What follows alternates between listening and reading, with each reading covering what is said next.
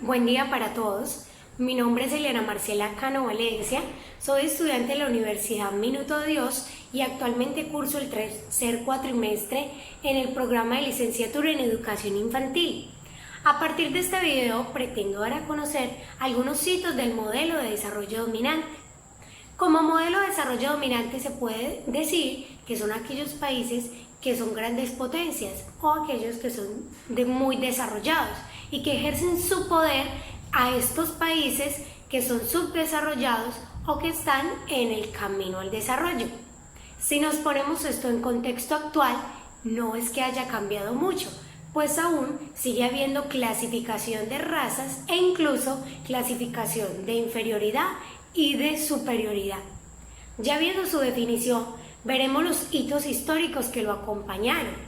Esto empezó con la división del mundo en el siglo XVI entre las metrópolis y entre las colonias, que implicó una segregación o separación entre países civilizados y países bárbaros, siendo las metrópolis un país civilizado y las colonias un país bárbaro, lo que ha permitido que las potencias, que son los países dominantes, se apropien de sus recursos y se enriquezcan a costa de estos.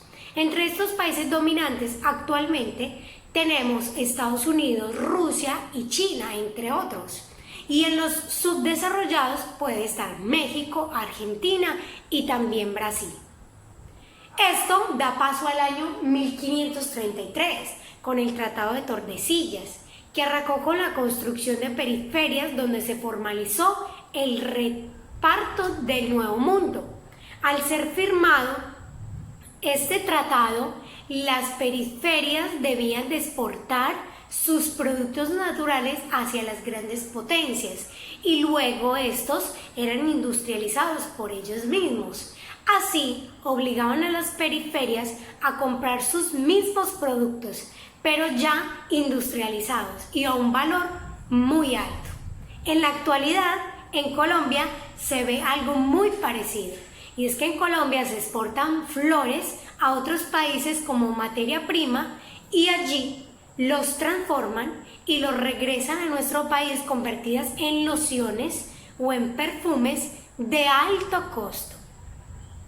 En el siglo XIX se creó el estereotipo de las razas inferiores o los menos dignos. Se clasificaron entre negros, mestizos y indios, que requerían de un blanqueamiento, imponiendo nuevas culturas, nueva lengua y nueva creencia, con el fin erróneo de mejorar la raza.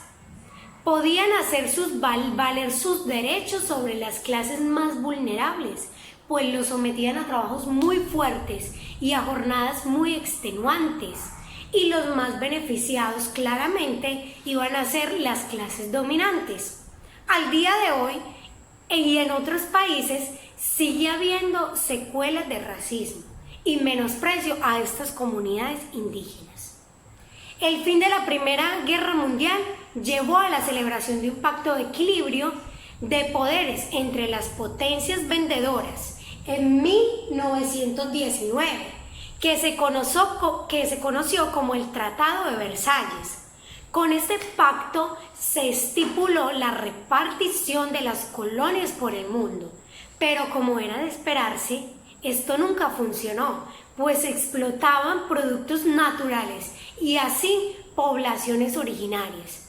Ahora en día, los países desarrollados intervienen en conflictos internos, en países de vía de desarrollo o extrema pobreza, con el fin de ayudar a manejar la situación que vive, cuando la realidad es que van por intereses económicos.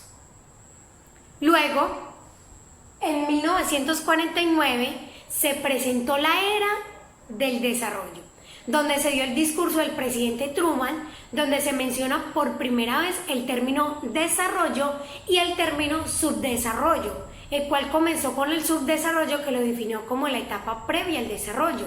Y el desarrollo es esta meta que se llega con mucho esfuerzo y con ayuda de otros países.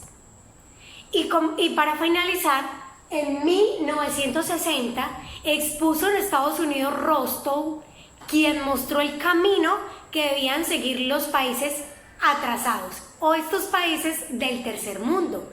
Para alcanzar la modernización, decía él, que debían de pasar por 5 etapas muy importantes. La primera era la sociedad tradicional. La segunda era la precondición para el despegue hacia un crecimiento autosostenido. La tercera, camino hacia la madurez. La cuarta, etapa del alto consumo masivo. Muchas gracias. Para finalizar, quisiera hablar un poco sobre el video de la abuela Grillo.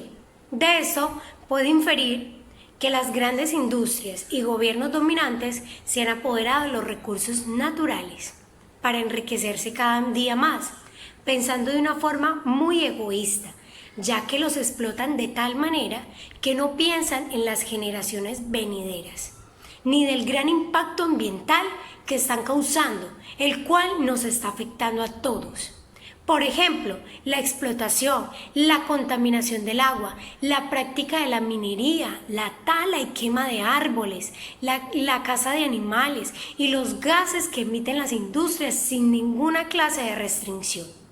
Entonces llegué a la conclusión que el ser humano es el principal causante del recalentamiento global, provocando aumentos excesivos de la temperatura, sequías, derretimiento de los polos, generando un desequilibrio en el ecosistema. Por lo tanto, la invitación es tener una conciencia ambiental y utilizar los recursos naturales de una forma sostenible, es decir, que se puedan regenerar a corto plazo y garantice su existencia a años futuros, por lo cual hay que crear nuevas políticas ambientales muy rigurosas para evitar una autodestrucción segura. Muchas gracias.